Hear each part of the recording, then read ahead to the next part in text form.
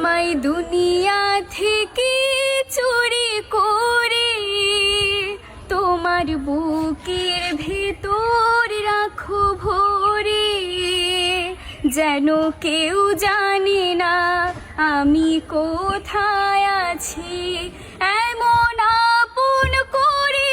নাও মোরে, ও